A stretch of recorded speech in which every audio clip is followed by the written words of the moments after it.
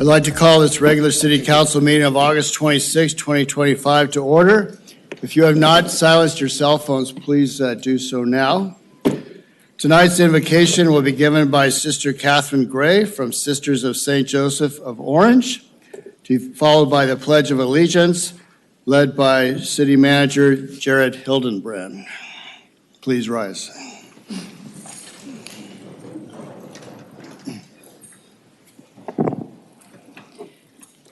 As we gather this evening for the City Council meeting, we are aware of the history and heritage of this land and our city. We acknowledge with gratitude the Tongva and Guanero people who first lived here. We remember the Spanish, Mexican, and gold rush settlers who farmed the land and herded cattle. Alfred Chapman and Andrew Glassell, recognized as city founders, and all those citizens and elected leaders who have contributed to the development, beauty, and order of the city of Orange. And so we pray. God of 1,000 names, we thank you for all you have created and given to us. Help us to be good stewards of your gifts. May we all be partners with you for human flourishing and the preservation of all creation. Bless our mayor, city council members, staff, and all those who serve our community. Give them wisdom and discernment as they make decisions. Help them set aside personal interests and listen with open minds and compassionate hearts to the residents of our city, especially those who will address the council tonight. May the deliberations at this meeting and every meeting be filled with integrity and commitment to the common good.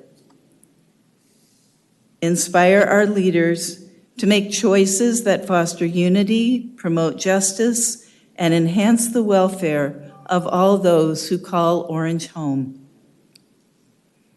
May all of us who participate in tonight's meeting focus on the good of all.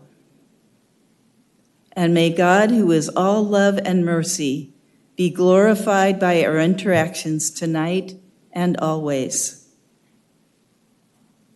Amen. Amen. Reverend, can you please face the flag?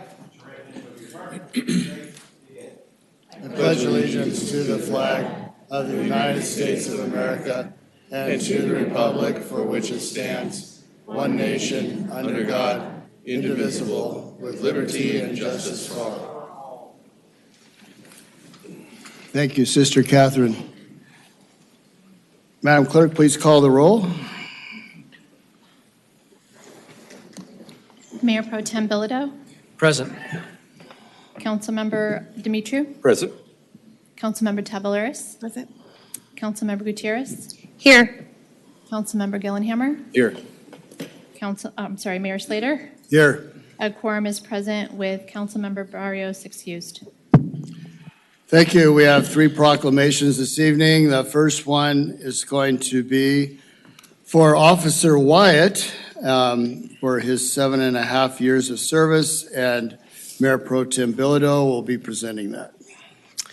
Yes, thank you, Mr. Mayor. Let me read this proclamation into the record. Whereas K-9 Wyatt is a Slovakian German Shepherd who entered into service with the Orange Police Department in January of 2018 and was assigned to Officer Michael Osborne. Wyatt has served a multi-purpose dog training for patrol service tracking and narcotics detection. And whereas over the past 7.5 years, Wyatt has been instrumental in the assistance and apprehension of numerous criminal suspects, sniffing out large quantities of illegal drugs, leading to the seizure of large amounts of cash related to the sales of drugs. And whereas Wyatt participated in over 500 deployments, including searches at crime scenes, high-risk vehicle stops, alarm activations, and drug searches, which have resulted in the seizure of over 100 pounds of narcotics and $3 million in cash. Whereas Wyatt represented the City of Orange as a community liaison officer, participating in over 300 public demonstrations for schools, churches, and other civic organizations. And whereas Wyatt provided an extra measure of safety for the Orange police officers by entering crime locations and searching them quickly, efficiently, and safely. Whereas this valued and productive K-9 officer has reached an age which has precluded him from continuing service with the Orange Police Department, Wyatt is retiring to live with the family of his handler and friend, Officer Michael Osborne. Now, therefore, Dan Slater, Mayor of the City of Orange, on behalf of the city and the entire City Council, do hereby express his sincere appreciation to Wyatt, a true hero, for his 7.5 years of loyal and dedicated service to the City of Orange, and wish him a richly deserved retirement of belly rubs and back scratches. All right, I think Officer Wyatt is here with Officer Michael Osborne, his handler. If you could please come forward.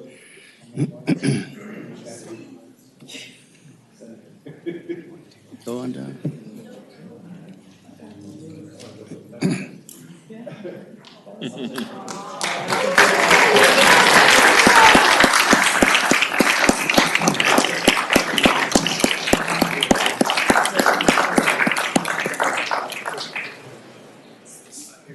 Oh my God, he's so cute.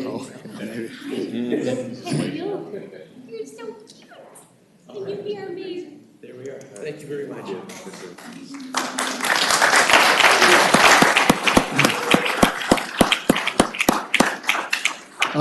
Pat Buttress, before you go too far, would also like to present a proclamation on behalf of Supervisor Don Wagner's office. Thank you so much, Mayor. I appreciate it, Mayor and Council. It's really a pleasure to acknowledge such a hardworking K-9. And I won't repeat all of the good and wonderful things that Dennis said, but it's wonderful. Thank you for the 7.5 years of service, Wyatt. You've been very, very good, and we're wishing you a very long and happy retirement on behalf of Orange County Supervisor Don Wagner. And I brought some things for you to play. I hope you enjoy.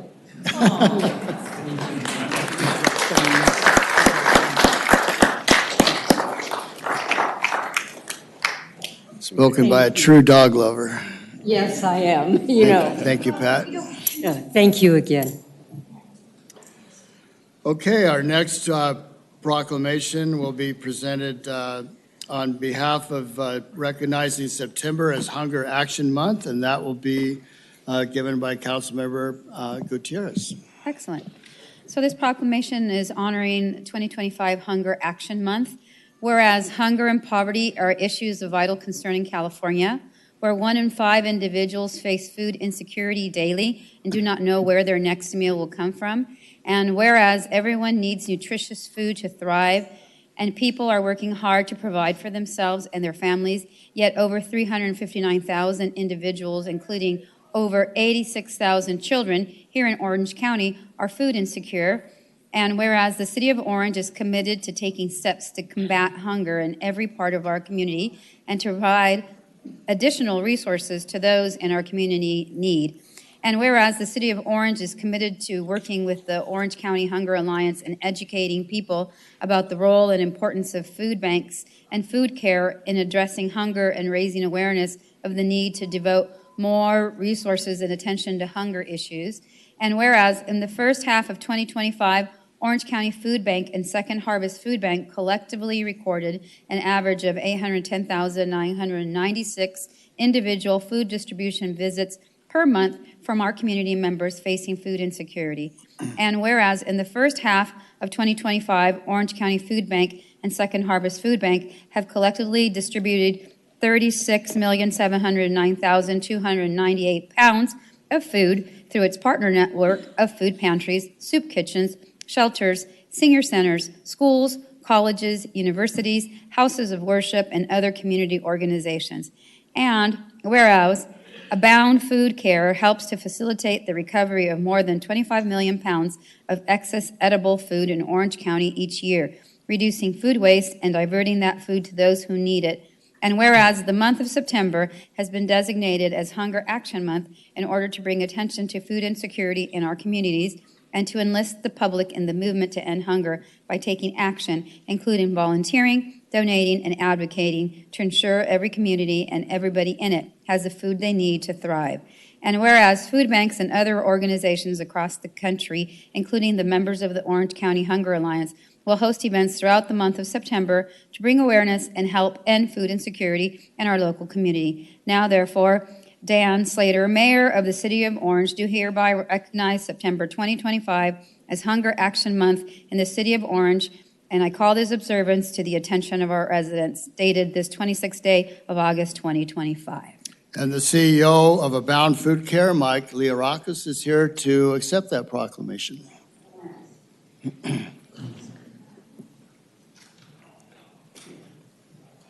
And a bag of chew toys, I think. Thank you so much. I appreciate it.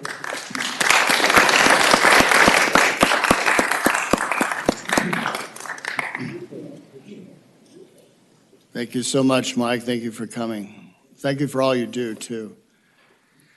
Okay, our last proclamation was initiated by Councilwoman Tavalaris, and I believe Polly's Pie is in your district, Dennis, or is it Kathy's district? Are you going to split the baby? We share it. I have the banana and he has the strawberry. Anyway, I'll Or just, is it the other way around? Kathy, I'll just let you take over and talk about the Banbury Pie. Dogs, Mike Leorakis, and pies. I mean, could you get better than that? What a meeting. We have representatives here from Polly's Pies. And I think all we should say is pie good, but I'll read the proclamation. So we all know what's going on here. For almost 55 years, Polly's Pies has been a beloved cornerstone of the City of Orange, and we are proud to celebrate the 50th anniversary of its most famous creation, the Banbury Pie, a delicious dessert that was born right here in our city. Since its creation in 1975, the Banbury Pie has become more than just a dessert. It has grown into a legend with its delightful banana cream filling, fresh strawberries, and signature ring of real whipped cream, making it Polly's Pie's top-selling pie and cherished local favorite. The City of Orange location of Polly's Pies opened on November 8th, 1971 on North Tustin Street and stands as a true institution to the city, a place where families have gathered and memories have been made for decades. It was founded by Eddie and Don Sheldrake in our neighboring city of Fullerton in 1968.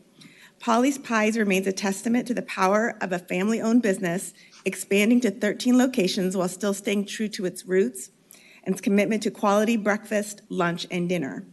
Each day, Polly's Pies continues its tradition of excellence by roasting its own coffee beans and baking its own breads, cookies, muffins, pastries, and pies from scratch, and has become a cherished annual tradition for countless families by serving thousands of holiday meals every year. Polly's Pies demonstrates its commitment to the community by generously donating pies to local service members, veterans, and first responders, and by teaming up with nonprofit organizations to bring new green space to local school. Polly's Pies holds a special place in the hearts of generations of residents who have found comfort in good food and great company in its warm, family-friendly atmosphere, and we are honored that it will forever call the City of Orange home. Thank you so much. If you guys want to come up and introduce yourselves in the microphone, tell us who you are and all about Polly's. Sure. And tell us what you brought for us. So my name is Megan. I am the marketing manager at Polly's Pies. We have samples of Banbury pie in the room just around the corner. Delicious. You have to grab one. Yes, free. And I'm Kaylee. I also work on the marketing department. I work with our social media as well as all local store marketing. So any community events, it would go through me. So now Banbury Pie, let it be known, according to Daniel R. Slater, is the official pie of the City of Orange. And we want to thank you so much, and I'll come down there, but I want to confirm the rumor that it was created at the North Tustin Street location by accident? It was kind of just for fun. A manager was messing around in the kitchen and came up with it, and who would have thought that it would be our top seller still today? So everybody knows. So from now forth, it is now the pie of Orange. Dennis, would you like to?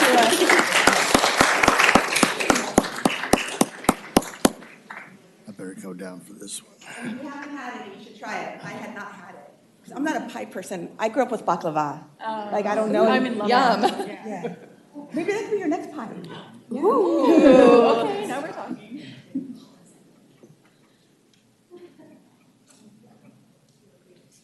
Thank you so much, and thank you for being part of the Fabric of Orange. No, thank you so much. Thank you. Congratulations. Of course.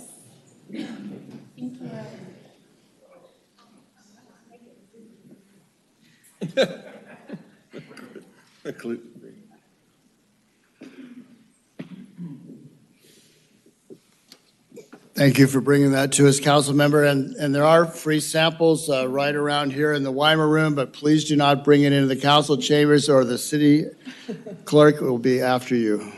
No food in the chambers. All right. Next, is there anything that needs to be reported out from closed session? No, there is not, Mayor. Thank you. This time, it's time for public comments. At this time, members of the public may address the council on matters not listed on the agenda within the subject matter jurisdiction of the City Council, provided that no action may be taken on off-agenda items unless authorized by law. Public comments are limited to 2 minutes this evening as we have many, many speakers. First speaker is Greg Arrowsmith, and after if the next speaker up could also please make their way to the front and be ready to go. Next speaker will be Ann McDermott. Hey, Dan. Why can't I get my full 3 minutes? The thing is, you know, You're taking up your own time. I'm just warning you. Okay. I'll tell you this. This is the taxpayer's house. We should be making that decision. This data is for City of Orange taxpaying citizens, sponsored by California Brown Act of 1953, enforcing local government agencies to be transparent with the taxpaying citizens. The information I share comes from Government Compensation in California, Malia M. Cohen, California State Controller. The focus of the data is total wages only. I'm not including total retirement and health contribution for the employees. In 2024, City of Orange had a total of 917 paid employees, as well as the total wages revenue was $93,011,805. The total wages revenue made up approximately 65% of the total fiscal year budget, according to my calculation. Here's a breakdown of salary range that we, the taxpayers, are paying our city employees. $300,000 to $400,000 range, 14 employees, 2%. $200,000 to $300,000, 93 employees, 11%. $100,000 to $200,000, 301 employees, 32% of the budget. $1 to $100, that's 509 employees, 55% of the budget. Keep in mind, these are part-time employees as well. Here's an article, Cost of Living in Orange County, California, Daily Mover, Inc., Chip Martin, 10/5/23. The focus is Orange County cost of living in 2024. The MIT's wage calculator shares the living wage in Orange County, California, gives you an idea of how much you need to make per hour to support yourself or your family. Orange County living wage based on the household size. We're going to continue this the next presentation. Okay. Thank you, Greg. After Ann McDermott is Doug Redding.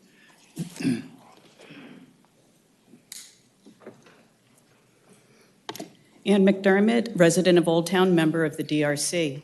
Mayor Slater and council members, at the meeting of August 12th, the Orange City Council laid the blame for the city's financial predicament at the feet of the Design Review Committee and used falsehoods and misinformation to justify it.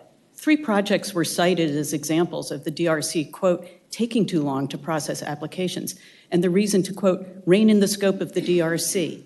Reaching back nearly 10 years to cherry pick these 3 complicated projects as evidence of, quote, handcuffing businesses, while ignoring literally hundreds of projects that were efficiently approved by the DRC, is both disingenuous and a misrepresentation of the record. Regarding the truck terminal, council stated, there is absolutely no reason the DRC should hang up a project in the industrial zone for years for 1 tree.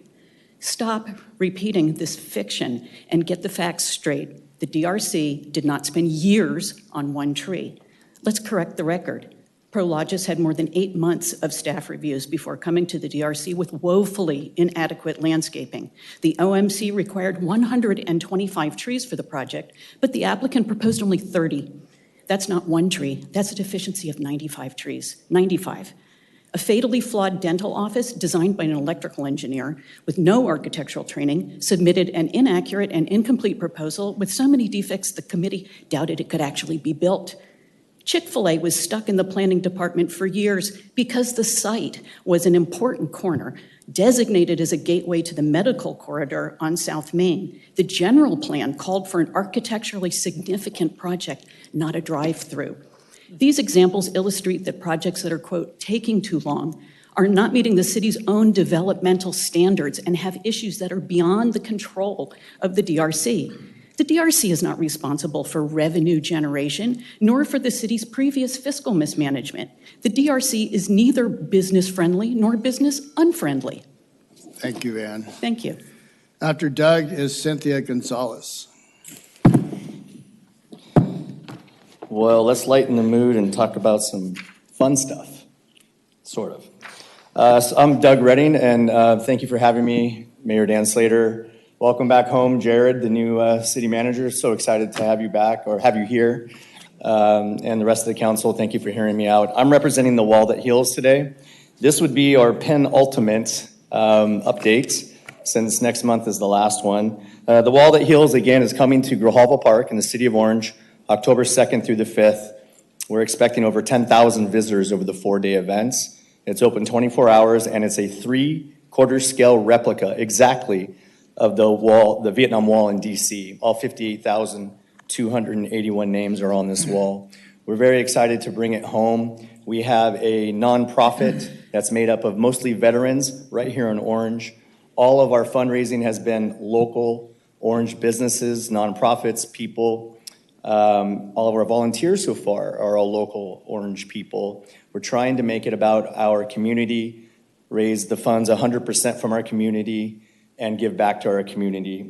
I have some numbers that I'd like to share for transparency. We're working on an operational budget of about $50K is what we need. These are just round numbers. We've already paid all of our obligations, which is about $12,000 to VVMN. That's our permit.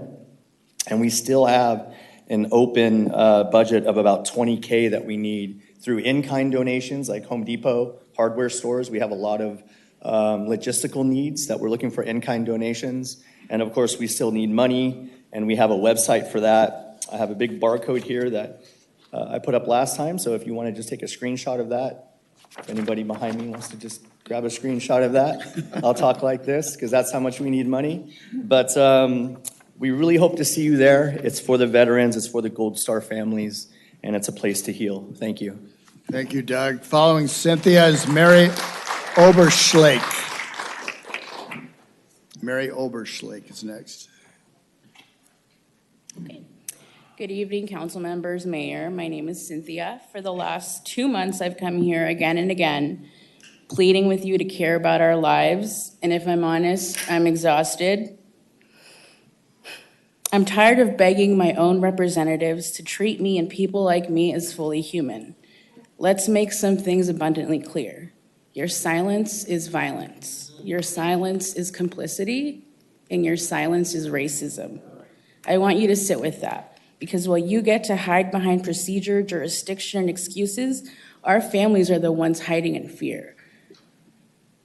You talk about law and order, but tell me, what law justifies tearing children from their parents? What order is kept when family disappears overnight? What kind of leadership is it to cower in silence while your constituents live in fear? That is not law. That is not order. That is cruelty. You're not leaders. You're cowards. It doesn't extend to you, Gutierrez or Barrios, if I'm honest. While you go home to peace and comfort, immigrant families in this city go to bed wondering if they'll wake up to a knock at the door, or worse, no knock at all. You've told us this is a federal issue? No, this is a moral issue. This is about whether you have the courage to condemn racial profiling, mass kidnappings, and terror in our neighborhoods. It costs you nothing to say. In the city of Orange, we reject racism, we reject racial profiling, and we stand with immigrant families. Why is that so hard? Why is basic humanity too much for you? Understand this. We are your constituents, we are voters, taxpayers, and we're not going anywhere. First rule of politics, is to be elected, right? And we have the power to change that, so.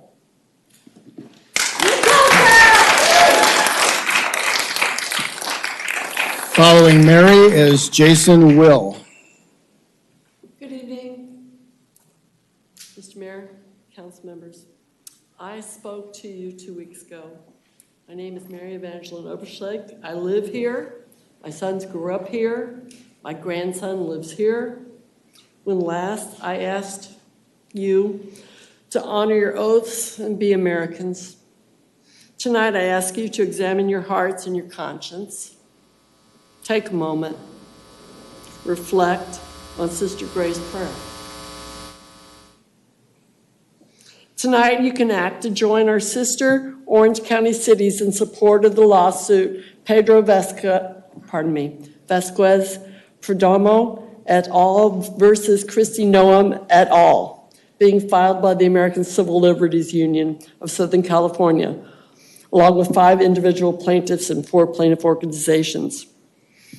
Know this, your silence on the issue of men in masks, with guns, no warrants, racially profiling our families, our friends, and our neighbors speaks volumes. Act now. Your silence is complicity. You will be complicit with racism. You will be complicit with fascism. Now is the time to act.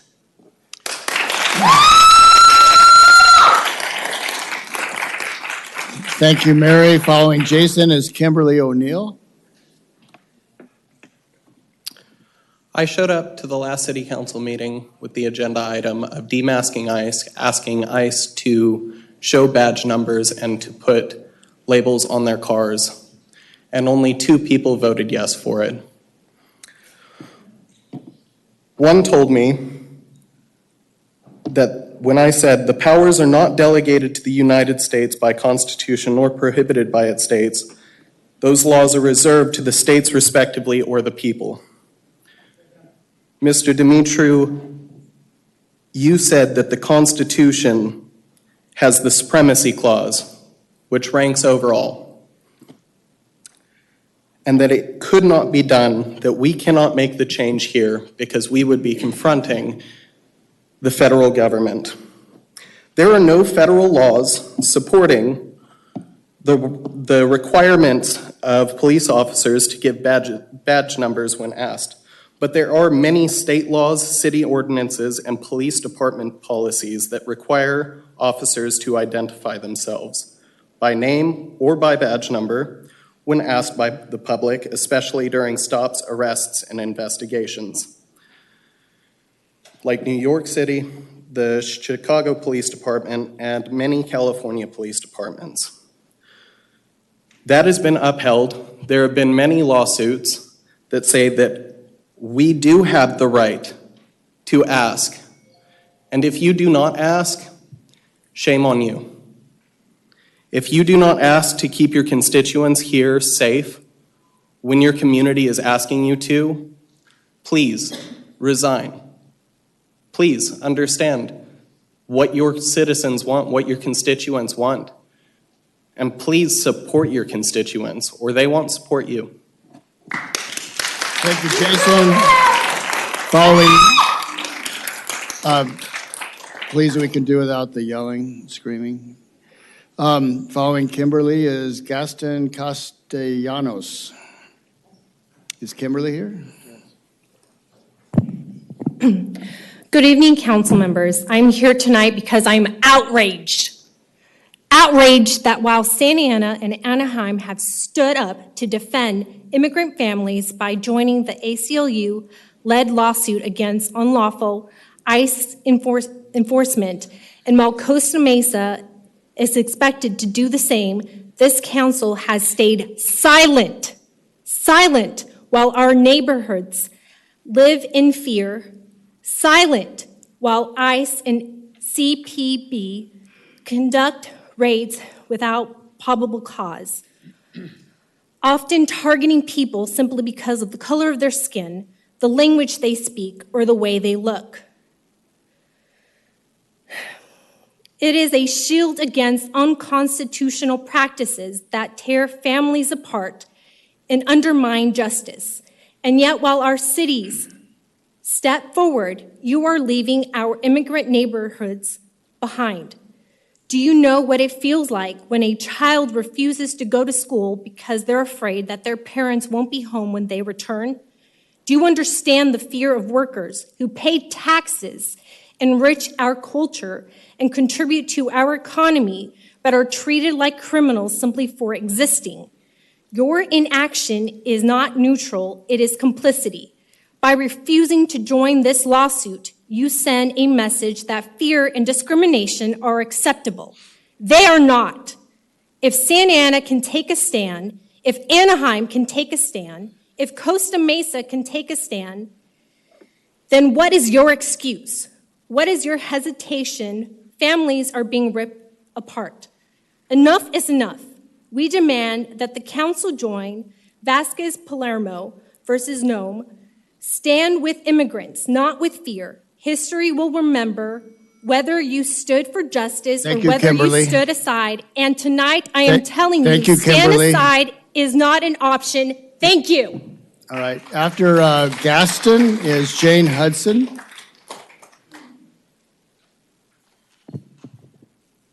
Mr. Mayor and members of the City Council, I'm here tonight to talk about complicity and culpability. And I'm also asking that you reconsider support for legal action against these unconstitutional ICE raids, which have done nothing for public safety and have only served to destroy lives, separate families, and sow fear in our community. The arguments about law and order in this so-called immigration enforcement are dripping with hypocrisy. Across our vast economy, you can't have undocumented workers without American employers more than willing to hire them. We are complicit in these violations. We are equally culpable in breaking these immigration laws. And for decades, we have refused to fix this broken immigration system of exploitation. We get that the Orange City Council can't stop ICE raids, but you can speak out. You have residents afraid to go to the market. You have children afraid to go to school. Think about that. You have children afraid to go to school. Will you stand mute while children are afraid to go to school? A federal judge has ruled these ICE raids illegal. Suddenly, the law enforcement voices go quiet. ICE agents are violating laws they swore to uphold. They have disgraced their oath, their badges, and themselves. We need to speak up against it, and I'm asking you to do that by joining that lawsuit. None of us are clean in immigration. None of us. It'd be nice to get clean, though. Thank you. Thanks, Gaston. Following Jane Hudson is Dex Spillers. Good evening, Mayor and City Council members.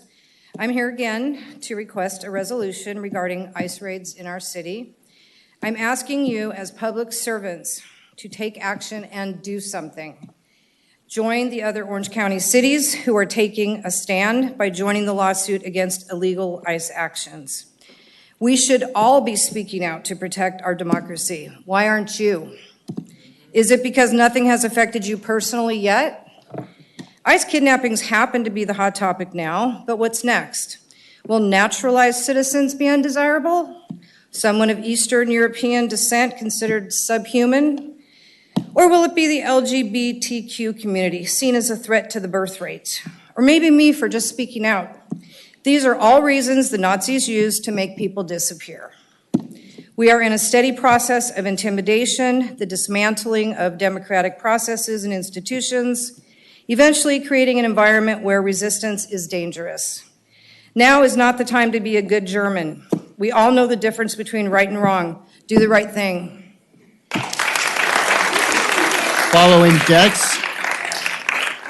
Dex is Ann Stahl-Huget.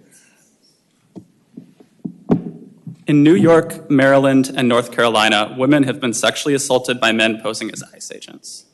In South Carolina, a man detained a group of Latino men driving, stole their car keys, and attempted to steal their phone. In Philadelphia, 3 individuals posing as ICE attempted to enter a college residential building, one of whom was arrested while the others fled. These are just a few of the recorded crimes that have so far happened by those posing as ICE agents. Predators are capitalizing on the fear created by masked ICE agents lacking clear insignia riding around in unmarked cars. If you fail to demand ICE agents unmask, mark their vehicles, and have visible badge numbers, you are putting the people of Orange in danger of crimes like this. We have only seen the beginning of what ICE is going to attempt to do nationally. Will you wait until one of the members of this community is victimized before you do what is right? Following Ann is Mel Vernon.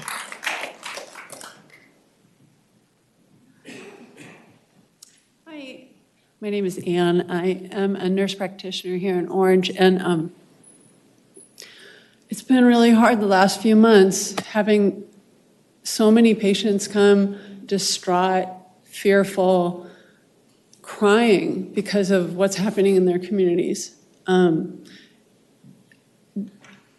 You can do something. You can be brave and take up that, be part of a lawsuit, the ACLU lawsuit against the Department of Homeland Security for these horrible raids and tearing apart families. There's a lot of suffering going on, and it's affecting all of us in healthcare, and you can do the right thing. You can be brave, so I hope you do. Thank you.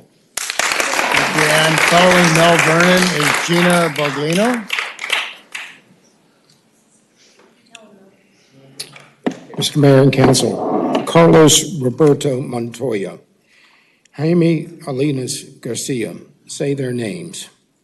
I'm inspired by someone who said, "What you've done for the least of these, you've done for me." Who said, "Feed the poor, heal the sick, and welcome the stranger." In this room, where behind me it says, "In God we trust," change starts when citizens rise, not when they wait. Is your church or place of worship marching for immigrants? Are you lukewarm? Revelation 3:16. Why aren't you and your church doing more to welcome the stranger? Leviticus 19:33. A couple of weeks ago, I joined the Crystal Cathedral, in a march to the Crystal Cathedral, which is now owned by the Catholics, and joined the nuns and priests and community in a solemn service. And last Thursday, 4 men were kidnapped from Town and Country Car Wash. Weeks before, I had given red cards to the manager, and my wife had done the same. These red cards are Know Your Rights cards. Last time we were here, you said the Congress people were in charge. I wrote to Congresswoman Young Kim. I said, "How many did ICE kidnap from your congressional district? How many hardworking brown people were profiled, disappeared, and snatched from work? How many families were separated because of your Resolution 516? And how many now have no means of financial support?" Your oath to the Constitution includes the Fifth Amendment, which protects all persons and gives all persons due process, regardless of their status. Carlos Roberto Montoya, Jaime Alinas Garcia, say their names. Thank you, Mel. Following Gina is Lynette Gertz.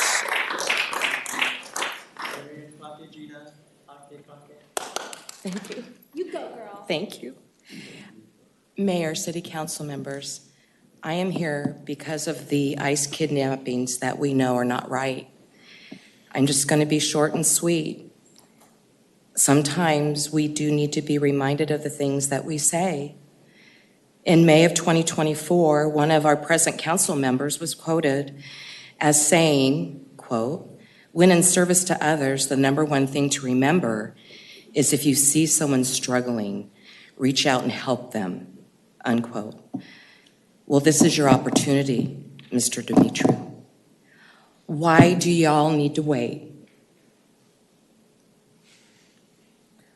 Why do you all need to wait until it actually happens to you before you care enough to do something?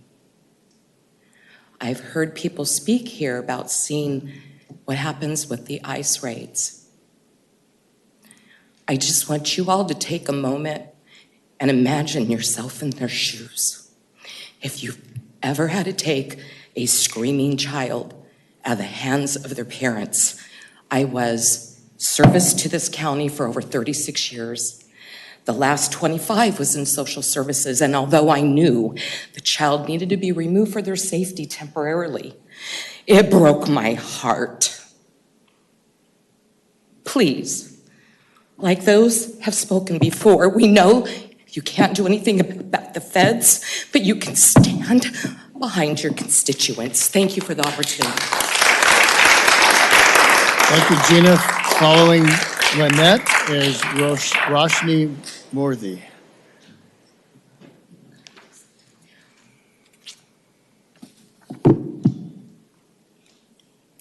Good evening, Mayor and City Council members.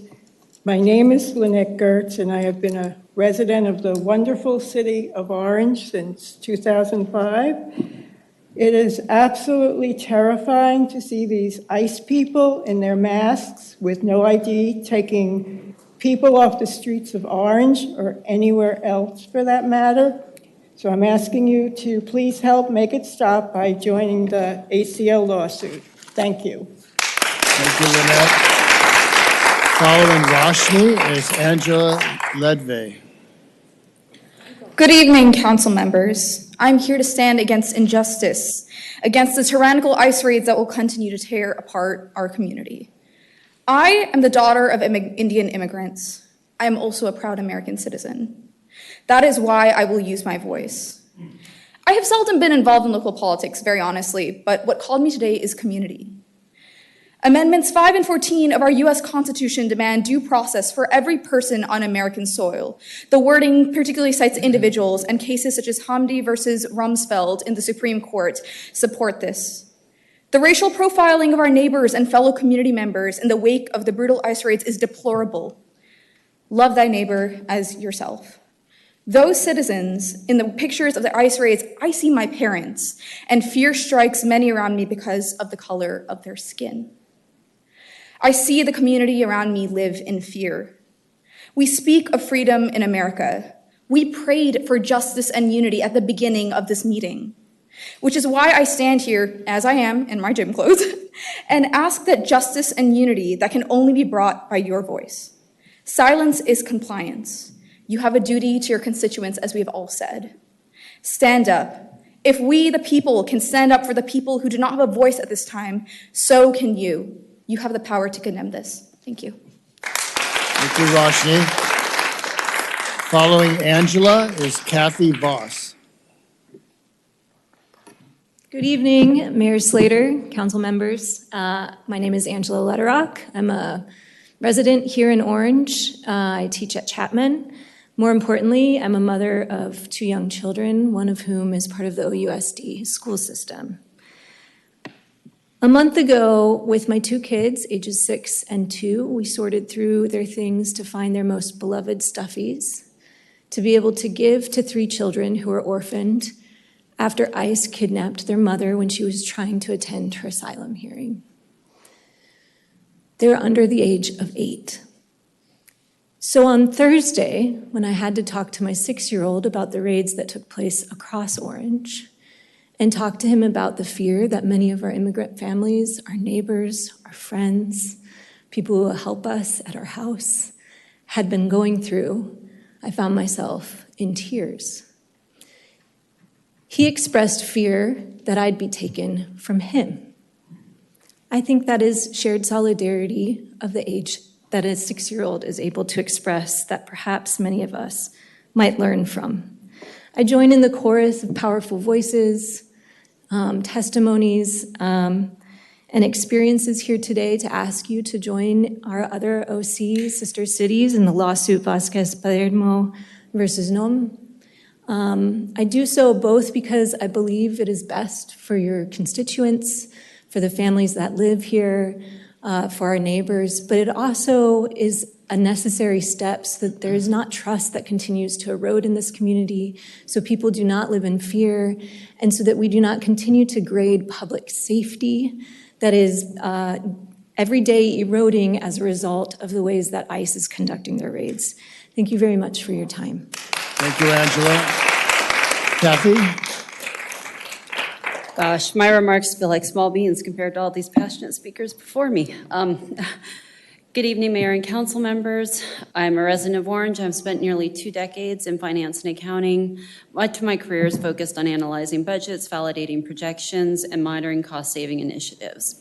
I share this only to credentialize myself so you know my perspective tonight comes from both professional experience and my commitment to our community. First, I agree Orange has a financial problem. I voted for the sales tax measure in the last election because I saw the writing on the wall. But my concern with the Grant Thornton report is that it presents our situation as if the patient is terminal, when in reality, we may just have a broken arm. It appears the analysis may have included about $12 million in unfilled positions as if they were ongoing costs. That inflates the deficits and makes the bankruptcy risk chart look more dire than the reality. If the foundation is overstated, then the conclusions or recommendations can't fully be trusted. That's why I believe Council should review the completeness and accuracy of the Phase 1 work before relying on it. Pause on approving any Phase 2 or change orders until that review is done. If future work is needed, put it out to a competitive RFP rather than awarding a no-bid contract to ensure the best expertise and cost structure. Release more than just the summary presentations so residents and local experts can review the underlying deliverables. We have a collective brain trust here in Orange, and I've already connected with other finance professionals who are local or spend significant time in the city. They too are willing to volunteer their time to review the materials and offer their perspectives. Lastly, I request that Grant Thornton present an amended deliverable to Council and the public that corrects these errors and provides a more accurate fact base for decision making. Finally, as we look ahead to possible tax measures, I would encourage you to hold community workshops so residents can understand the numbers and the options. Speaking personally, I feel 1% sales tax increase is unlikely to pass and would be dangerous to rely on it. It would also make Orange one of the highest tax rates in the county. The last 0.5% increase nearly passed. We need to know if more conservative steps like that could be sufficient rather than assuming a full 1% increase is viable. Thank you, Kathy. Could you please make sure the city manager has your information? Yeah, definitely. Thank you. That ends the public comments. Moving on to the consent count. And by the way, thank you all for coming tonight. We hear you. Consent calendar is next. All items on the consent calendar are considered routine and are enacted by one motion approving the recommended action listed on the agenda. Any member of the city council, staff, or the public may request an item be removed from the consent calendar for discussion or separate action. Are there any items that any of my colleagues would like to remove? Mayor, I just need to register a no vote to go with my previous vote on item 3.8. Okay, thank you. Any others? We have a motion to approve the balance by Mayor Pro Tem Bilodeau and seconded by Councilmember Gutierrez, and as noted, an abstention from Councilmember Gutierrez on item 3.8. Any other discussion? Seeing none, please vote.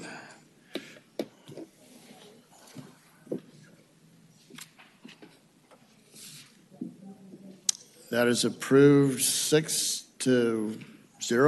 I'll say one abstention. No, it'll show on the record. It will be noted in the summary, but this was for the remaining portion. Okay. That's all right.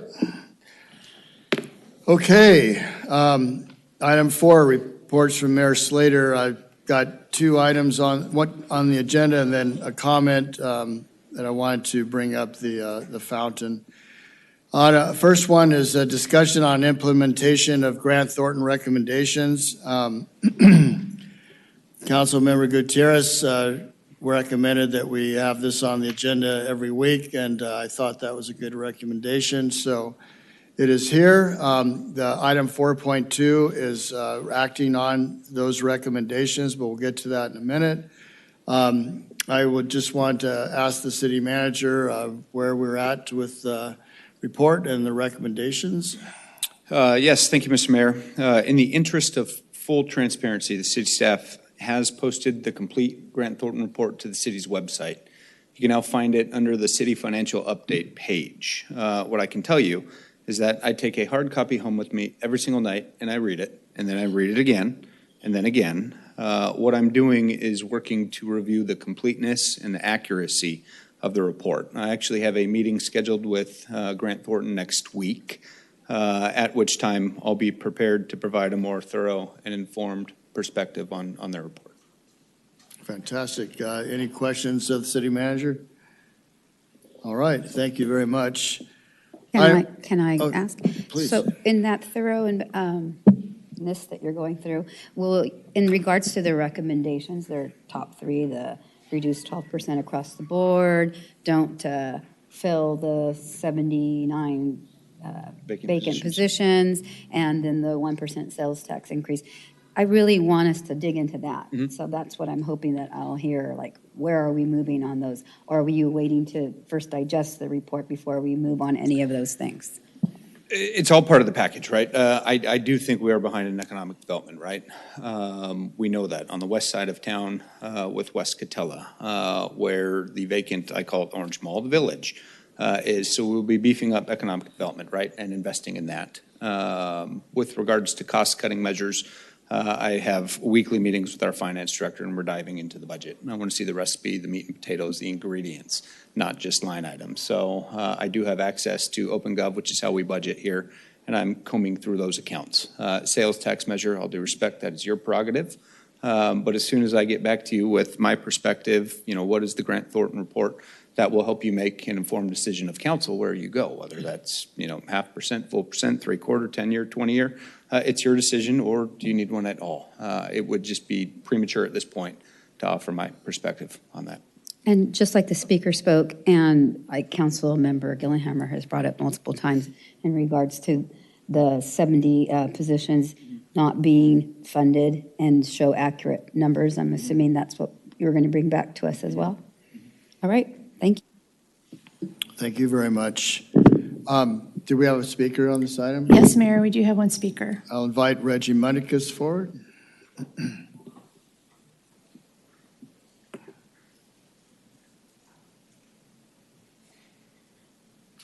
Hi, I'm Reggie Mundicus, and thank you for the opportunity to address you tonight.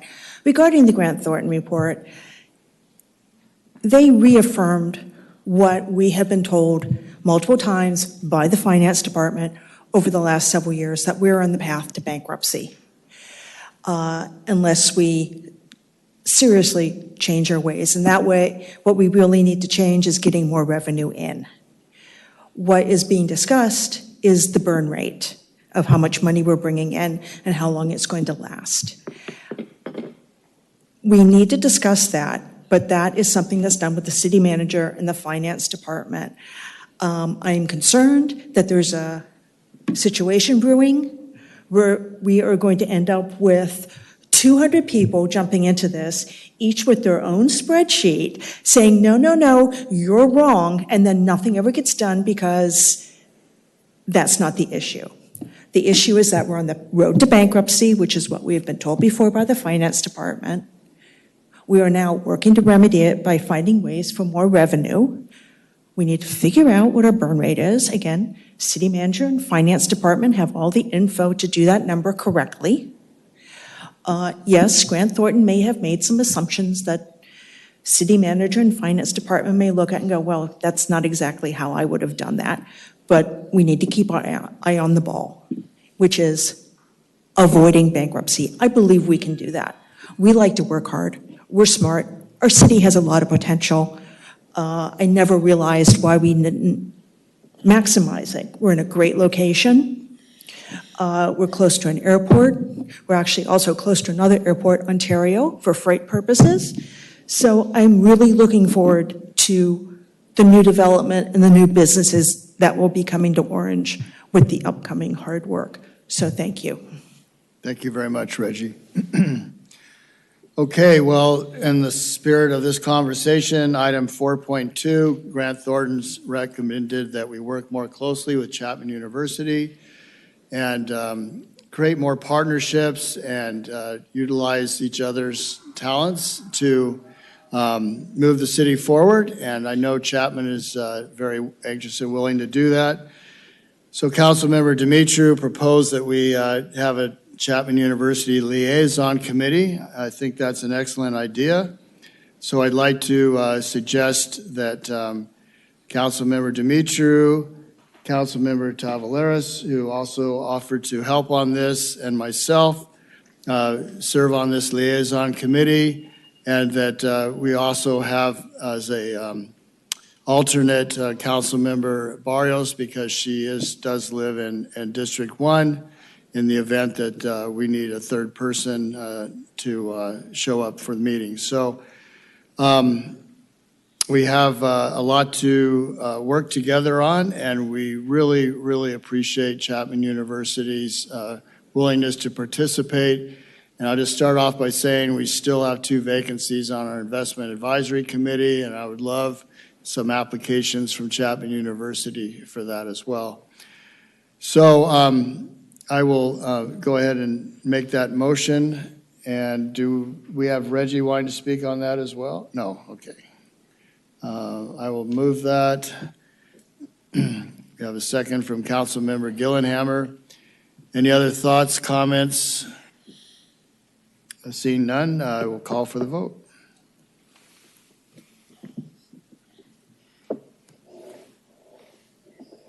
Thank you, Council. That's unanimous.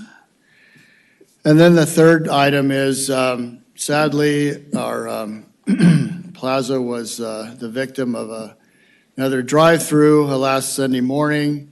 It seems that our efforts to make the plaza idiot-proof are not working, so there's been many suggestions, again, from the community, which we all appreciate, many of which we cannot implement, but I would like to suggest maybe perhaps a simple temporary fix, that we just place a couple of large boulders where this one lane of traffic seems to be dodging the bollards and the trees, and hopefully that could at least prevent a tragedy, someone getting hurt or killed. But I'm going to leave it up to the city managers and staff to come up with some solutions, and I'm sure the council probably also has some comments or suggestions as well, starting with Councilmember Dimitru. Great, thank you. The first thing is, if we're going to do something with Plaza Park, is let's make sure we include OTPA in at least the conversation, recognizing that we do have to do something, but we want to make sure we include those folks, since they're the protectors of the historic district. Also, maybe something to look at is on all the roads leading into Plaza Park, and the plaza itself is maybe rumble strips, the little stickums. Dennis will know the exact word of them, but the little deals that'll make your tires rumble a tad, so that way it gives a warning that there's a change coming. Obviously, everything else that's been done so far, as the mayor said, you can't change stupid, and people drinking and driving at high rates of speed obviously is idiotic, but we're not going to be able to change the behavior of a few that are driving drunk, except through arrest and prosecution, which is what that should happen, especially since there's so many alternative means of transportation instead of endangering lives. I'll leave it at that. Thank you, Mayor. Councilmember Tavares, did you have? Yeah, I just had a thought that I'd like to ask city manager and maybe our traffic division and our police to consider. I know it's sort of out there, but I remember in 1995, after the Oklahoma City bombing, then President Clinton closed Pennsylvania Avenue, and I remember being really pissed at that and thinking that was a stupid idea, and now I think it's the smartest idea ever, because it's still closed all these years later.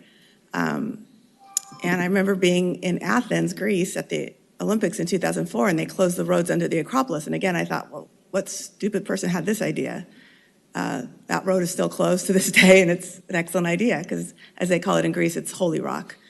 And I was just thinking about the plaza, and I know that we can't close it, but I was just thinking perhaps, again, thinking about all these accidents, they're all inebriated. None of these people live in Orange. They're obviously speeding down Chapman or Glassell and don't know that there's a circle, or they're just too drunk to figure it out. is there a way that we can close the circle at midnight till 5 in the morning? I know the buses don't get there till 6 when they start doing their routes. That kind of stops traffic. We do detour signs every night, and they have to go around. People will pick up on it, but I honestly don't know if any of these other measures are going to do it. We've put up so many ballards. We've done everything.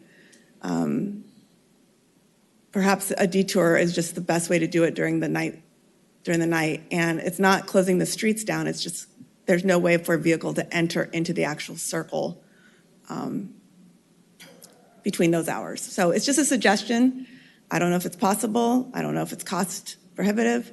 But I think we just have to follow what the White House did in the Acropolis. And no, I'm not comparing the circle to the Acropolis or the White House, but you know what? It's our Acropolis. It's our history, and we have to protect it. So that's just my suggestion. Thank you, council members. Turn it over to our city manager. Yes, thank you, Mr. Mayor. First, can I please say thank you to Ms. Hardy and her community services team. Their crew was out there the very next morning making repairs.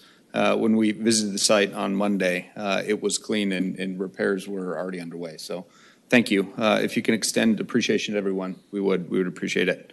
Staff is preparing a range of options for the City Council to consider to better protect the park and the foundation.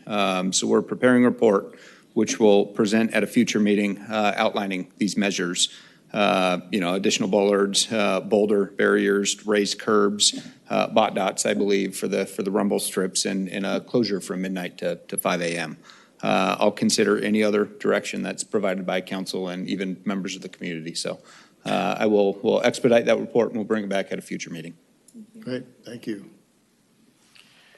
Anyone else? All right, please, Councilmember Gutierrez. Oh, no, go ahead. Oh, I just had, it was report to the council member. It is. All right.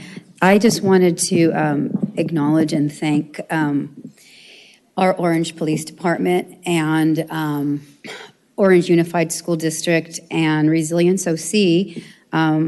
They listened to my worries for my community and were very gracious in providing a resource informational meeting for the residents of Almadena at the Almadena Resource Center last week. So I'm very appreciative to our Orange PD. I think that's going to help with the neighborhood and creating those relationships.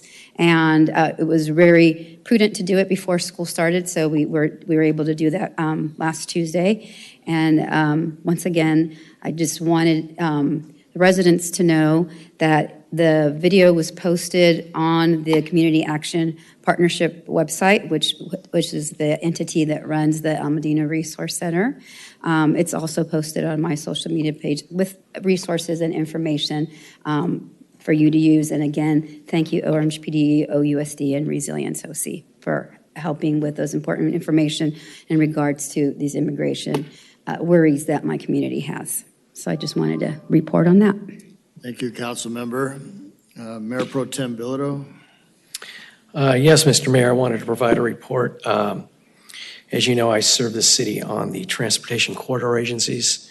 I'm happy to report that the TCA entered into an agreement with the Orange County Transportation Authority and the Riverside County Transportation Authority to go forward with the construction of the 241-91 Express Connector. As you know, the 241 in the afternoon can get quite backed up as you approach the 91 freeway. And this project will provide a direct connector into the 91 toll lane. This is something that has taken several years to accomplish in terms of getting this agreement in place. There was a lot of things that had to be negotiated between the parties, but it's now moving forward. Secondly, the other hat I wear is I currently serve as the president of the Orange County Water District. The Orange County Water District supplies 85% of the drinking water here in the city of Orange. A big milestone there is the Water District has about 220 employees, and I'm happy to report that all post-employment benefits are 100% funded, which is a big accomplishment. through prudent financial planning of the Board of Directors, money was set aside over the years to fund retiree medical benefits, which provides basically supplemental insurance as people enroll in Medicare. You'd be shocked how much money that requires, about $30 million to back that up, but that is now fully funded and will no longer be a burden for citizens that pay their water bills. And that's my report. Great, thank you for those reports. Any other council member reports?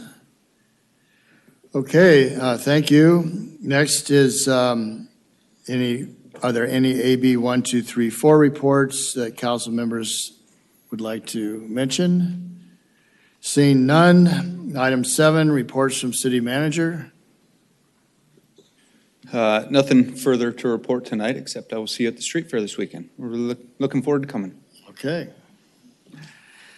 All right, moving on, public hearings. Item 8.1, first is a public hearing to consider introduction and first reading of an ordinance amending provisions in Title 17 of the Orange Municipal Code relating to the sale and service of alcoholic beverages in conjunction with the operation of a bona fide restaurant, subject to special use regulations and finding of California Environmental Quality Act exemption, ordinance number 13-25.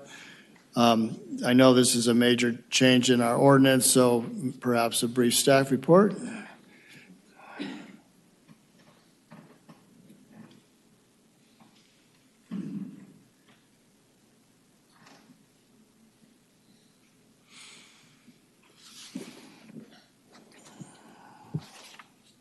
There we go.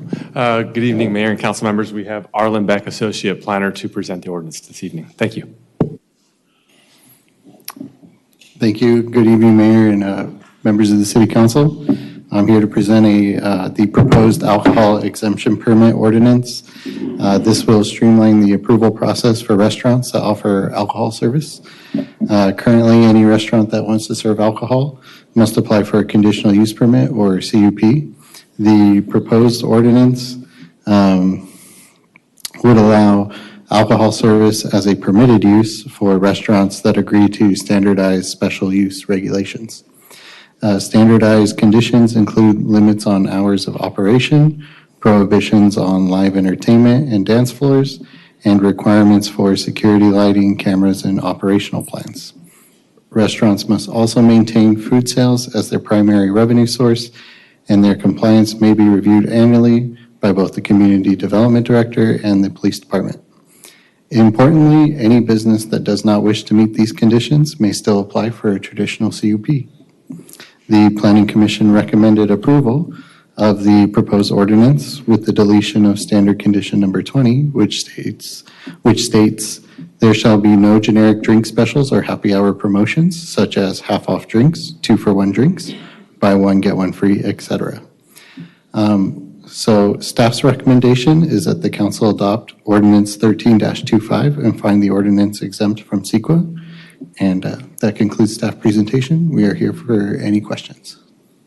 So just two clarifications. One is that there's still going to be a requirement for any alcohol service that is facing a residence, church, school within so many feet? That's correct. So any sensitive receptor, which is defined as church, school, or residence within 100 feet, it is a condition number 26 in the ordinance. If that outdoor patio is facing a sensitive receptor within 100 feet, then it would not be eligible for this process. Thank you.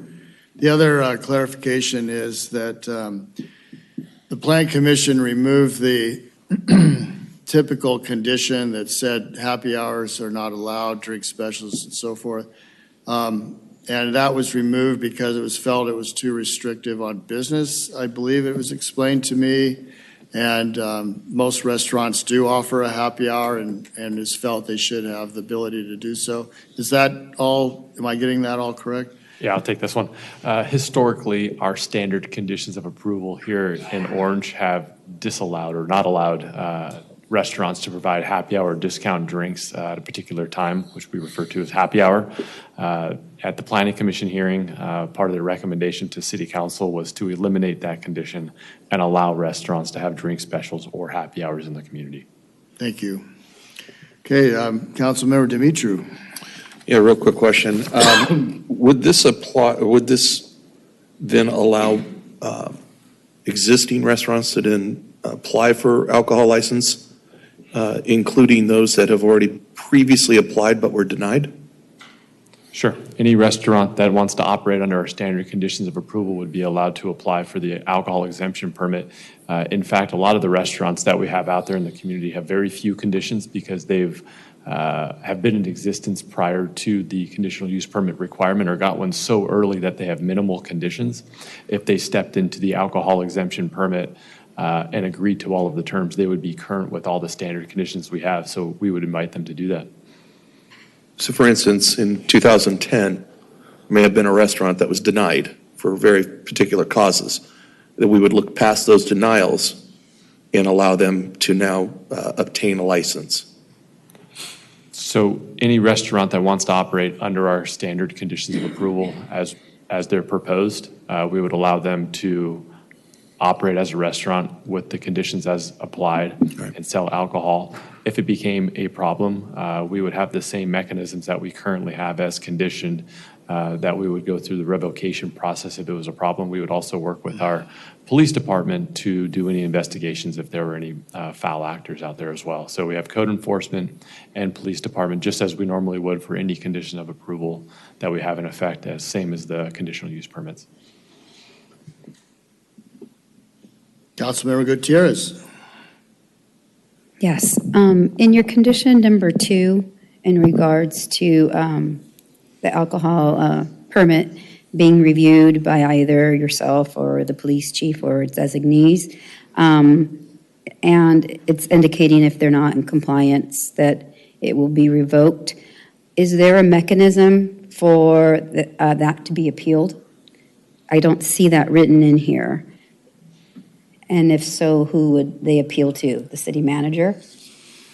So just for clarification, number 2 gives us the opportunity as staff that if people are a bad actor within their first year, it allows us to track how they're operating. And if they're not operating the way that their conditions of approval are, it allows us the ability to do that. That's the ability for condition number 2. Number 2 is not to appeal that determination. However, we do have a section of the code that at any point in time somebody could appeal the decision of the community development director, and that would apply to any of our determinations. And that doesn't not have to be written in here, city attorney? Not in this ordinance, it's already in the code, and the appeal from community development director would be to the planning commission. To the planning commission, okay. All right, I just wanted to make sure because I know that in other instances when we've written other ordinances that the appeal is indicated in there. So that's where I wanted clarification because both 2 and 3 speak to the same thing about that the alcohol exemption permit will be revoked or it will be revoked, and I just didn't see if there was an appeal process or an appeal avenue. Okay, so I needed clarification on that. And then secondly, finding number 27 in regards to the outdoor dining area and being sensitive receptors, and especially the ones being oriented to the facing residents. I'm wondering, because this is going to be allowed in mixed use and urban mixed use, correct? So thinking upwards, vertically, should we add in some language, or is 100 feet going to be enough? As you know, you're having outdoor dining and you're in the mixed use area or urban mixed use area or even the residential area, vertically going up 100 feet, is that going to be enough of a sensitive receptor? Or how is that going to be measured besides going across the street? Yeah, so we would consider 100 feet, I guess, horizontally outward, but anything vertically within that area of the 100 feet out would be counted. So if you are directly above, you are within the 100 feet of a radius, it wouldn't matter if you're above or not. So it wouldn't be allowed if Uh, you're above. The exemption wouldn't apply. You would have to apply for a conditional use It'd have to be a permit. COP. Okay, That's that's right. what I wanted clarification. Yes. All right. And then condition number 37 about the amplification of music not being allowed on the patio or, including a patio area shall not be audible, beyond the premises in such a manner as to disturb the peace or quiet. And I'm assuming that it's very similar to what happened what was culinary? Culinary dropout. Yeah, culinary dropout. So at the end of the property line or whatnot. But should we, I'm curious, do we need to put in like an end time of the music? Like saying no amplified music should be allowed beyond such an amount of time? Yeah, so the intention of that condition, or the way it's phrased or worded, is you should never be able to hear it beyond the premises. So at any Right. point in time, you could hear it beyond the premises. That would be a violation of the condition. And so if we found out that one of the operators was doing that, they would receive a letter or a visit from either our planning division or from code enforcement saying that they're not in compliance. And first would be a notification of noncompliance, and then we would go through that process. So I don't believe you need an hours restriction, because at any point in time during the day or evening, if you could hear it beyond the premises, they would not be in compliance. Agreed, but sometimes you would be. And I think especially that was a big point of contention with this residence with culinary dropout. So I would prefer that if in regards to the outdoor patio, that we do put a time frame in there in regards to a limit of time, because that was, like I said, a big point of contention. And yes, it shouldn't be audible beyond the property line. And we still don't know if that in fact is going to happen with this culinary dropout. So I think I'd feel more comfortable if we actually had, some kind of language in regards to a certain cutoff time in regards to being outside. Because if they're out there till, we're giving, I believe this allows operation till midnight, correct? On the weekends? I believe the outdoor patios, we cut that off at 10. Yes, with the culinary dropout. On the standard conditions here, our outdoor hours of operation are 10 p.m. The restaurant goes till midnight. Okay, I'm sorry, so I didn't see that on condition 37. What condition is it on? Sorry, make sure that I get it. Condition number 12. 12, okay, I'll look at it. All right, and then the mayor asked in regards to what the Planning Commission was considering when they adopted this with the removal of condition 20, right? And so eliminating no longer being able to have happy hour. So colleagues, we would have to deliberate that and talk about that, because in the report it indicated that it would have to be us to decide that, correct? So I'm open to that. I'm also open to defining it a little more, because if we say, we're going to strike that, condition 20, would we want to put something there as a safeguard, like a time hour frame or something to that nature? Like happy hour from 4 to 6 or something like that. I don't know. So that's just something for you all to think about. But I am very open to that suggestion from the Planning Commission. Thank you. Thank you, Councilmember. Councilmember Gillenhammer. Thank you for this. I appreciate the heart behind this. My question is not specifically about this, but it's more around, are there other places where something like this exists in our planning process, where we can create an acceptable level of conditions and create an exemption process or deregulate to speed up some of what bogs down some of the businesses getting in? Yeah, well, that's one of the items that we're working on with the Design Review Committee purview limitations. So yes, we will be doing that. But as we started looking at this, we did start exploring other areas of the code that we could easily do this as well. But we didn't bring them forward with this because this was already an ordinance, but expect some of that stuff coming forward as well. Thank you. Thank you. Councilmember Dimitru. Sorry, just one last question. A lot of the liquor licenses, when they're issued, they stay with the property. Will that be the case here, or will they die with the change of ownership and they'd have to reapply? They run with the land. So it's a forever permit then? Just like a conditional use permit. The only thing that's changing with these is the process. All of the same standard conditions would still apply. Nothing else changes, just the process. All right.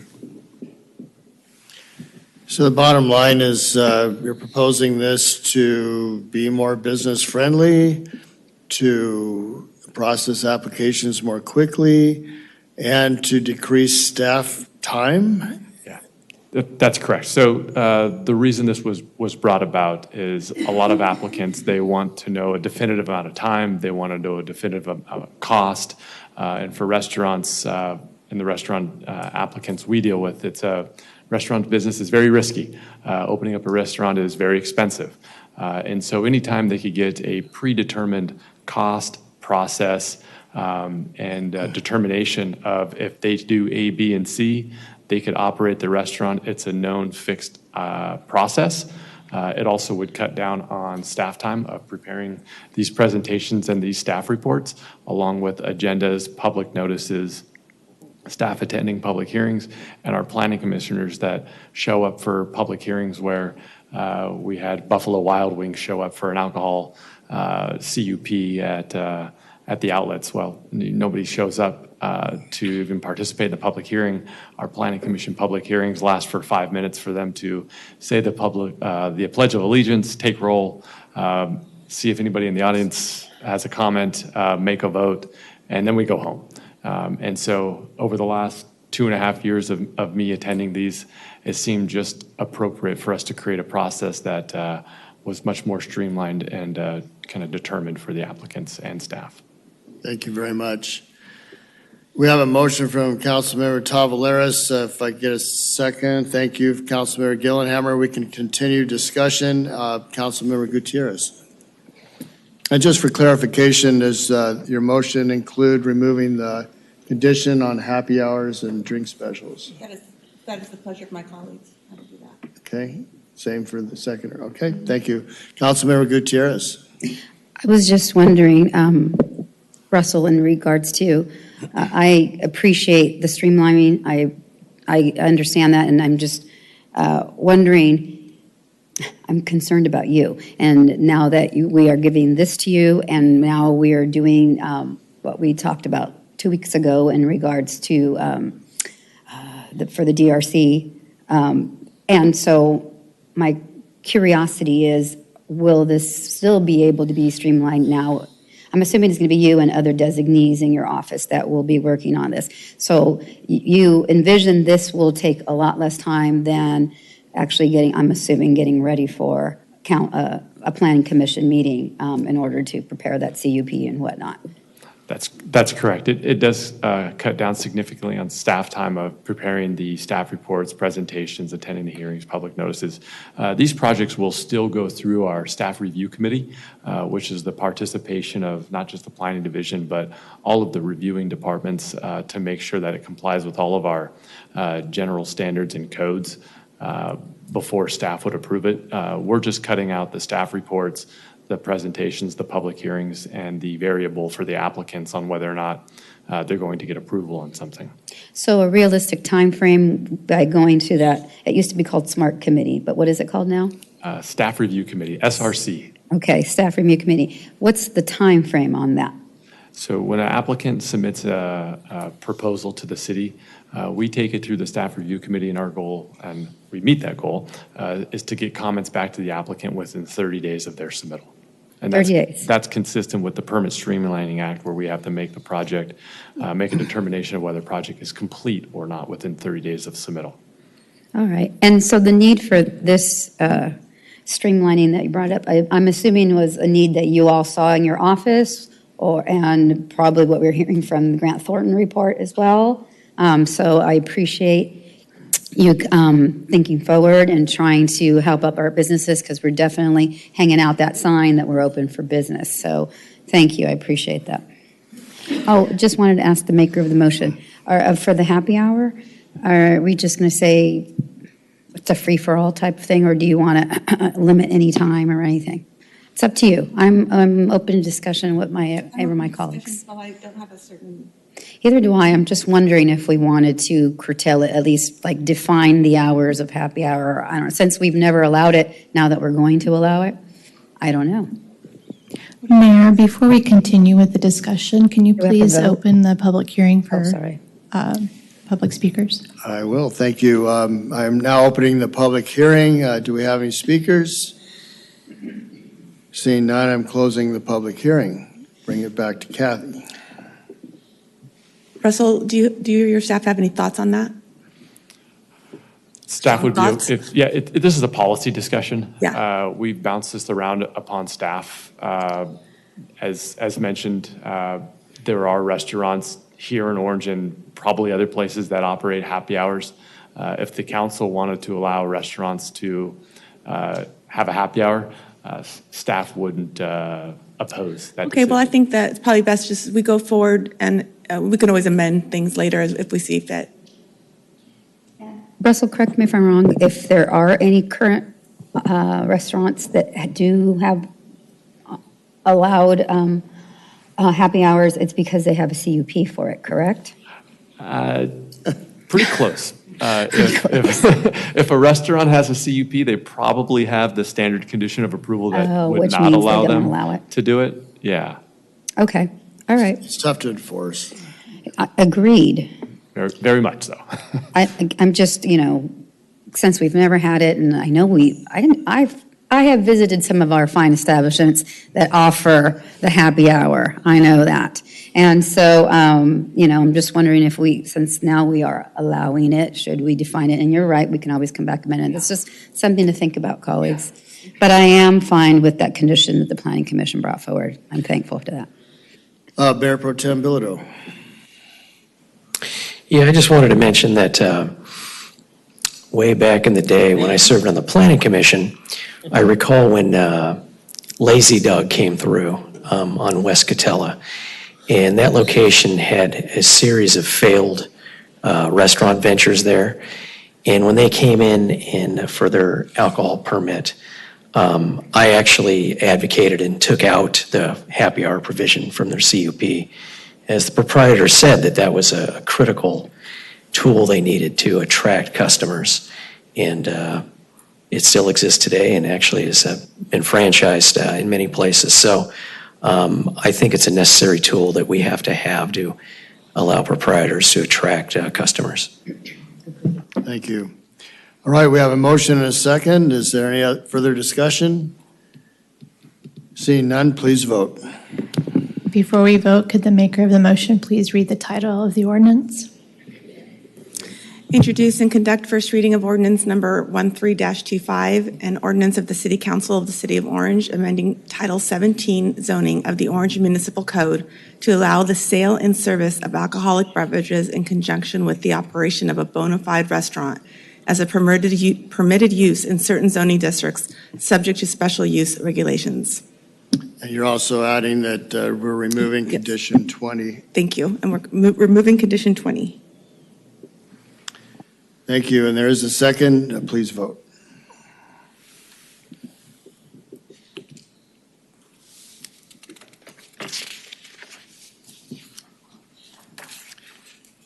That is approved 5-1 with Councilmember Dumitru voting no. Okay, and next is administrative reports. 9.1, establishment of permit parking area AD to be comprised of the east side of South Swidler Place from East Chapman Avenue to East Almond Avenue and East Almond Avenue from South Swidler Place to South Olympia Way, resolution number 11630. As you know, this is an add-on to an already existing permit parking area. Would anyone like a staff report on this item? Does anyone have any questions of staff? Okay. This is not a public hearing. We do not have any speakers. We have a motion to approve from Councilmember Dumitru and a second from Councilmember Gillenhammer. Any further discussion? Seeing none, please vote. Approved unanimously. Item 9.2, fiscal years 2025 Yes, sir. I got a letter that invited me to come and comment. Did you plan on commenting? Yeah. Yeah, so I'm going to let you speak. We have already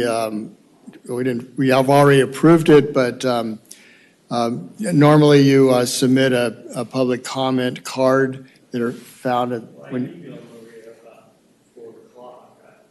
I guess I knew that. That's all right, but please go ahead.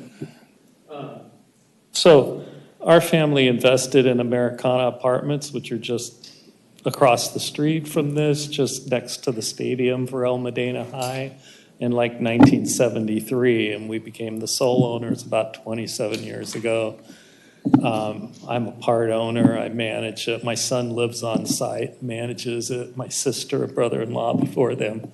It's a family place. We used to have a lot more landscaping in the front when Chapman was a 4-lane highway.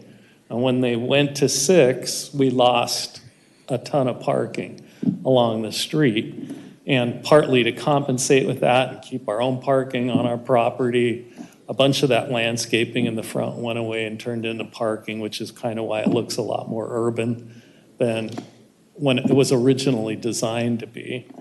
But I guess if somebody has a quinceañera or something like that and there's some extra visitors, they're going to go look for street parking somewhere. And this parking is basically the nearest. James Street isn't in this, but the next street over is these streets right here, which is, so basically I'm just saying if this is going to be a neighborhood restriction, it's sort of our neighborhood since we gave up our street side parking to allow Chapman to flow.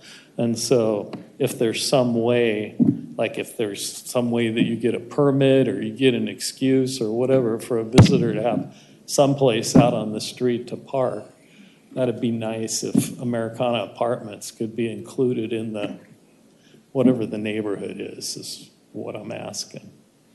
Yeah, it's a tough issue. Parking is scarce and traffic is fierce. So I suggest you contact our Public Works Department and speak with our traffic engineer, Larry Tay, and he may have a suggestion or he may not. It's a tough one. Yeah. But thank you. I appreciate all of those houses there would prefer not to plow under their lawns and turn them into parking spaces. And they'd like to be able to use the street for some extra parking. We've already plowed under our front lawns, so to speak. And for the most part, we try and keep all our parking needs on our property. But anyway, thank you for hearing me. Thanks for coming, and your apartments still look very neat and tidy, so we appreciate that. We're trying. Thanks. Appreciate it. All right. All right, 9.2, fiscal years 2025, 2030 citywide strategic plan quarterly update. And I see Jack ready to go. Do you mind putting up the PowerPoint? Yeah. So good evening, Mayor, members of the City Council. So tonight for your consideration is the third quarter update for the fiscal years 25 through 30 citywide strategic plan. And for members of the public that may not be familiar with the process that the city took, in November 2024, the council adopted an updated citywide strategic plan that covers 5 years. And by doing so, they adopted 6 goals. They're overarching community goals that are listed up on the PowerPoint tonight, which is to maintain strong emergency and safety services, enhance economic development and achieve fiscal sustainability, enhance public communication strategy and quality of life, improve employee retention and recruitment, improve infrastructure, mobility, and technology, and finally, ensure the preservation of historic resources. So one aspect of this plan that's a bit different from previous years is the goal action plan component. The idea of this is that staff made a commitment when this was adopted to provide quarterly updates to the council and the public, and that's done through this goal action plan that on the far right column of the documents attached to the staff report includes an update for tonight's meeting, and we've done that throughout the year. And so tonight's really trying to cover any updates for each objective from the last update, which was in May. So I'm going to go through some of the highlights for each goal, just selecting 2 or 3 that where we saw some progress with the objectives that are listed. So under goal 1, which has to do with our police department and fire department, between May 27th and August 15th, SB Plus has issued 8,766 citations. We're making progress with our flock participation. The police department has held several HOA meetings, and as a result of those meetings, the Belmont Estates HOA is now starting the process to purchase flock with the intent of sharing that information with the police department. Additionally, the outlets has already purchased flock and is sharing that information with the PD. Significant progress has also been made with our local hazard mitigation plan, and it's within our fire department. And as a reminder, that's being grant funded through a grant that Cal OES secured. And another part of that is that grant stipulates that this would have to be finished in April 2027, but it looks like it's going to be finished probably by December 2025, so we're well ahead of the game on that particular one. For economic development and achieving fiscal sustainability, the city's online permit system has been extended to include the fire department, public works department, community services. So we're trying to streamline any folks that need to come in and try to have a permit pulled, trying to make that a much quicker process. As the council is aware from the last meeting, we formally launched the development in Orange Yards, which is the West Catella Gateway area. We're also finalizing a fee study to try to limit the impact to our general fund, and that's expected to come next month during one of the council meetings in September. And then lastly, the finance department has completed phase 1 of the ERP financial system. That went live on July 7th. Phase 2, which is our payroll and human resources portion, that's underway, anticipated to go live in October 2026. And phase 3, which is our utility billing portion, is scheduled to kick off in September with a go live date in July of 2026. So for enhancing our public communication strategy and quality of life, under Objective 3.1, Economic Development has launched The Juice, which is a newsletter to engage with the existing and also try to get businesses to come into Orange. We've also launched our Orange Conversation, which is really trying to get residents to provide their priorities and just general community concerns well in advance of the development of the fiscal year 27 budget. The police department, fire department, and city manager's office collaborated significantly for the new Safe and Sane Fireworks program. And so that was a big effort on all of our parts, not only putting signage out in the streets, but really engaging residents online. And then aside from the outreach side of this particular goal, construction for the pickleball courts is underway at Hart Park, and that began this month.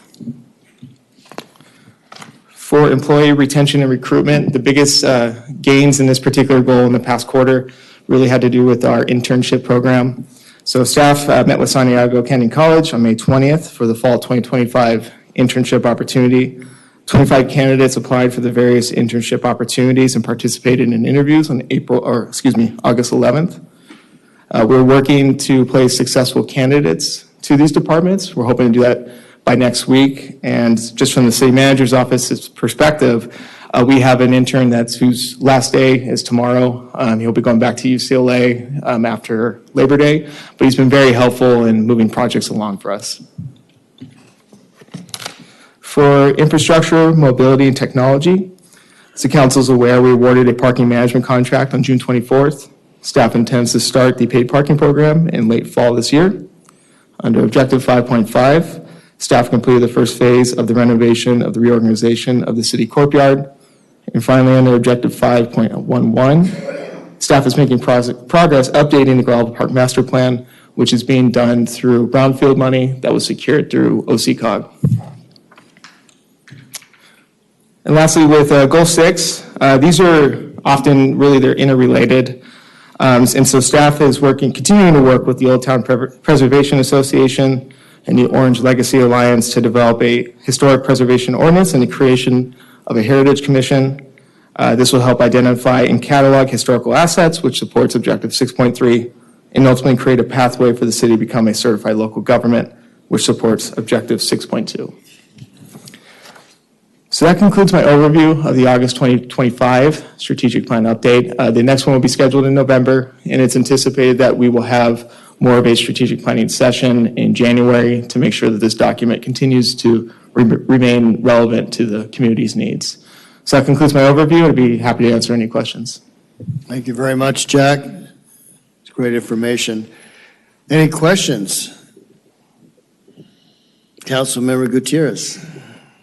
I just want to make certain of last week, 2 weeks ago, I keep saying last week, 2 weeks ago, when you brought forward your item for the DRC, not so much the DRC, but the new role that Russell was going to take on in regards to non-historic sites and streamlining those. I want to make certain that we are in fact working on that historic preservation ordinance, because that was supposed to be happening hand in hand and in tandem. So I want to make certain that you are meeting with those groups, that it is happening, because, it's been 6 months and I would really like to see that ordinance here sooner rather than later. So just, that was my only thing that I wanted to bring up. Thank you. Anyone else? All right. Thank you again, Jack. Okay. The next regular city council meeting will be held on Tuesday, September 9th, 2025 at 6 p.m. in the council chamber with closed session begin at 5 p.m. This meeting is now adjourned.